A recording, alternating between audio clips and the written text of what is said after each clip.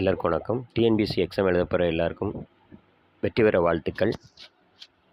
India மற்றும் எந்த நாடுகளுக்கிடையே தடையற்ற வர்த்தக ஒப்பந்தம் மேலும் இரட்டை பங்களிப்பு மாநாடு முடிவு செய்யப்பட்டது?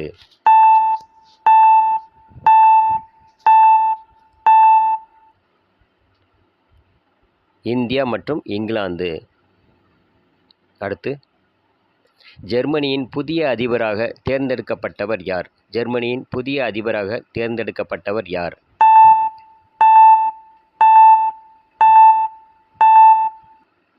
Frederick Merz. அடுத்து, சர்வதேச கடல்சார் பாதுகாப்பு கண்காட்சி 2025 நடைபெற்ற நாடு எது?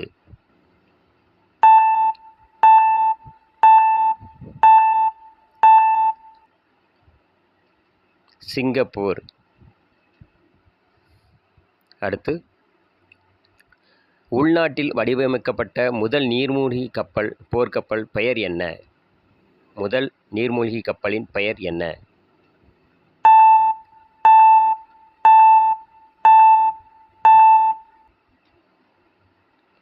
அர்னாலா. அடுத்து, கல்லூரிகளில் நடைபெறும் கலை நிகழ்ச்சிகளுக்கு எத்தனை % வரி மசோதாவுக்கு ஆளுநர் RN ரவி ஒப்புதல் அளித்துள்ளார்?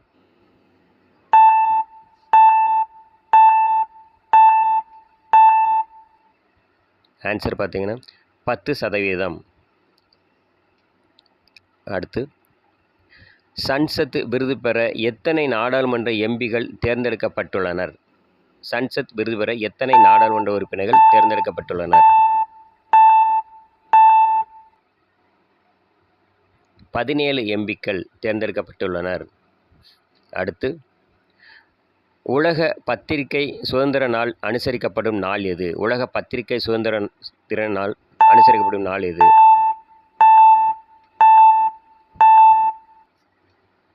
மே 3ஆம் தேதி. அடுத்து, அமிர்த பாரத் நிலைய திட்டம் என்பது என்ன? அமிர்த பாரத் நிலைய திட்டம் என்பது என்ன?